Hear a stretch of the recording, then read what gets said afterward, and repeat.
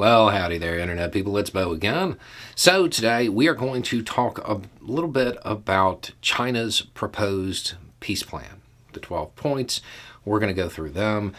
We're going to talk about some of the subtext of it, and then we're going to talk about the response from Russia to it and what that can tell us about Russia's intentions for the future.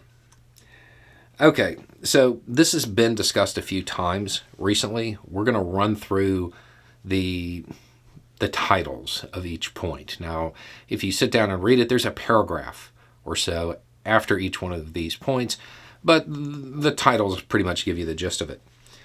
This is China's position on how the political process should go, the peace process should go. 1. Respecting the sovereignty of all countries. 2. Abandoning the Cold War mentality. 3. Ceasing hostilities. 4. Resuming peace talks. 5. Resolving the humanitarian crisis. 6. Protecting civilians and POWs. 7. Keeping nuclear power plants safe. 8. Reducing strategic risks. Strategic in this case meaning nukes. 9. Facilitating grain exports. 10. Stopping unilateral sanctions. 11. Keeping industrial and supply chains stable.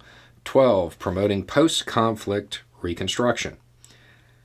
If you go through and you look at all of this, it's pretty bland for the most part. I mean, this is all very basic diplomacy 101 type stuff. The interesting part about it is that China manages to put little jabs in against both the United States and Russia during this in this position. When it is talking about strategic risks, that is a light jab at Russia's nuclear saber rattling. When it's talking about unilateral sanctions, that's aimed at the United States. When it's talking about keeping power plants safe, that is also aimed at Russia. There's a lot of it in there that is delicately said, but it's China coming in and kind of saying, y'all need to knock it off. And the first part, respecting territorial integrity, that's a big part to it. Now, what was Russia's response to this? A spokesperson for the Kremlin said, "We don't see any of the conditions that are needed to bring this whole story towards peace." That was today, I think.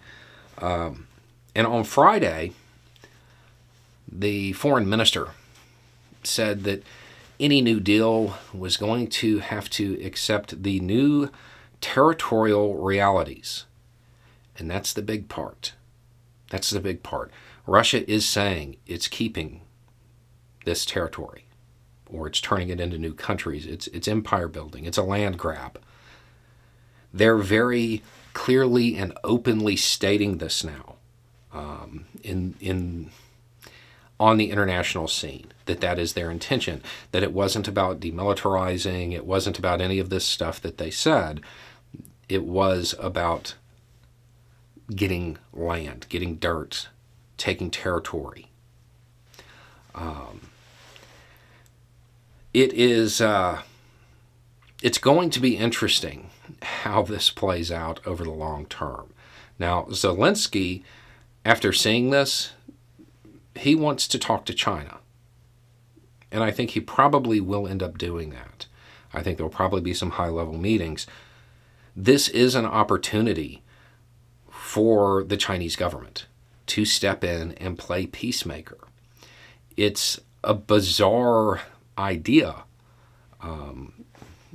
Historically, there's not a lot of precedence for China to act as peacemaker between European powers, but tradition is peer pressure from dead people. There's nothing saying that they can't do it.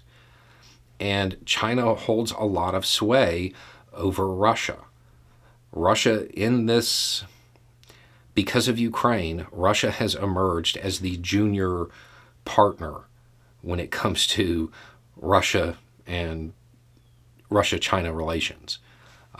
Russia is the weaker power. China has a lot of influence there.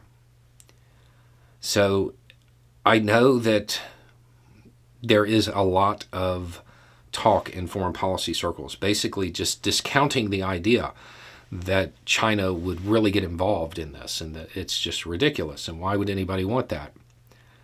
I think that's based on tradition. I don't see why China couldn't act as peacemaker here. They could try. I don't know that they're going to, because again, historically, China looks at Europe and it's like, yeah, that's your problem, not mine. But this plan, yeah, it's very bland. It's diplomacy 101 stuff. But if they were to express any interest in jumping into that arena of foreign policy, there's nothing actually stopping them other than their own will. I know it's being blown off right now as just something that won't happen. It might. There's nothing to say that they won't do it. There's no mechanism stopping them, other than Russia being very clear that point one, respecting territorial integrity, that's not in their game plan. They plan to seize territory. They plan to empire build. They plan to hold this land. That is the new territorial realities that the foreign minister says have to be accepted. And I don't know that Ukraine is going to be willing to accept those current realities. I think they might try to change them before any real peace process starts moving. Anyway, it's just a thought. Y'all have a good day.